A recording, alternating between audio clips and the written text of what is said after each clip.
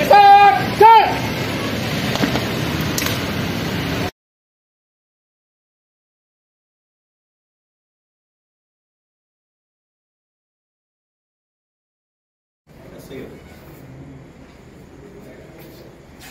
3. Part 1 to part 3. Part 1, part 3. Part 3.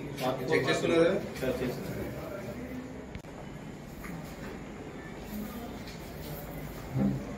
ఎప్పుడు cross verification ఏంటి?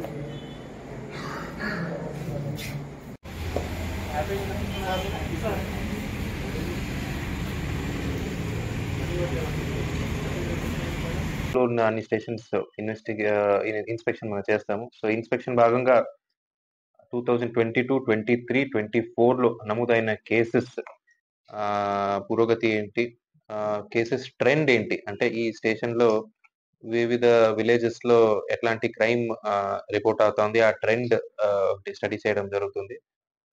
So investigation ఏ stage లో ఉన్నాయి, అంటే దేనికోసం పెండింగ్ ఉన్నాయి, వేరే డిపార్ట్మెంట్స్ నుంచి ఏదైనా ఇష్యూస్ ఉన్నాయా, ఇది కూడా డిస్కస్ చేయడం జరిగింది. పిఠాపురం రూరల్ పోలీస్ స్టేషన్ లో అండర్ ఇన్వెస్టిగేషన్ కేసెస్ తక్కువనే ఉన్నాయి. ఎస్ఐ గారు అన్ని కేసెస్ దర్యాప్తు చేసి ఛార్జ్ షీట్ అప్పటికప్పుడు వేస్తున్నారు. బట్ మనం ట్రెండ్ చూస్తే ఇక్కడ సంహౌ సూసైడ్ కేసెస్ చాలా ఎక్కువ ఉన్నాయి. సూసైడ్ అంటే ఈ ఫ్యామిలీ ఇష్యూస్ వల్ల, అప్పుల వల్ల, హెల్త్ ఇష్యూస్ వల్ల ఈ పురుగు మందు తాగి సూసైడ్ కేసెస్ ఎక్కువ ఉన్నట్టు మనం గుర్తించాము. దీనికి విలేజ్ లెవెల్లో అవేర్నెస్ ప్రోగ్రామ్స్ కూడా కండక్ట్ చేద్దామని మనం అనుకున్నాము.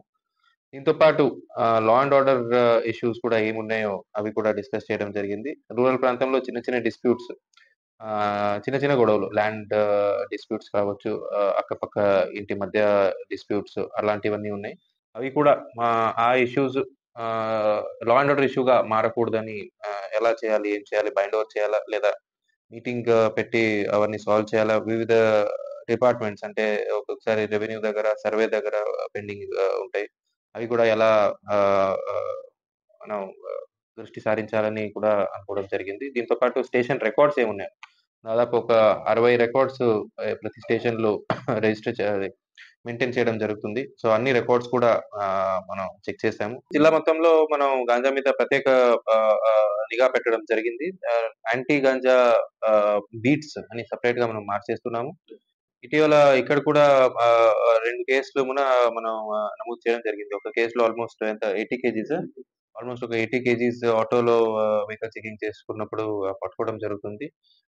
మెయిన్లీ కాకినాడ జిల్లాకి చూస్తే 2 రకం. ఒకటి మనకి హైవే ఒక 80 కిలోమీటర్స్ ఉంది కాబట్టి ఏజెన్సీ ఏరియా నుంచి బయటికి ఎవరైనా తీసుకెళ్తా ఉంటే ఇక్కడ ట్రాన్సిట్ చేస్తారు. తర్వాత లోకల్ కన్సంప్షన్. సో 2 వైపున మనం స్పెషల్ టీమ్ పెట్టి పట్టుకోవడం జరుగుతుంది. మీకు కూడా ఏదైనా ఇన్ఫర్మేషన్ వస్తే మా దృష్టికి తీసుకొస్తే మనం కూడా వాళ్ళని పట్టుకోవడం జరుగుతుంది. దీంతో పాటు స్కూల్స్, కాలేజెస్ లో లార్జ్ స్కేల్ అవేర్నెస్ ప్రోగ్రామ్స్ కూడా మనం స్టార్ట్ చేసాము ఆల్రెడీ. రీసెంట్లీ డ్రగ్స్ వద్దు బ్రో అనే ఒక నినాదంతో అవేర్నెస్ ప్రోగ్రామ్స్ కూడా స్టార్ట్ చేసాము. ఈ ద్వారా ఈ డ్రగ్స్ వల్ల లాంగ్ టర్మ్ ప్రాబ్లమ్స్ ఏముంటాయో, ఎలా లైఫ్ పాడైపోతుంది, స్టూడెంట్ లైఫ్ పాడైపోతుంది, అవన్నీ పిల్లలకి ఎక్స్ప్లెయిన్ చేయడం జరుగుతుంది. సో ఒకవైపు అవేర్నెస్ ప్రోగ్రామ్స్, ఒకవైపు గట్టిగా మనం ఎన్ఫోర్స్మెంట్ 2 చేస్తాం.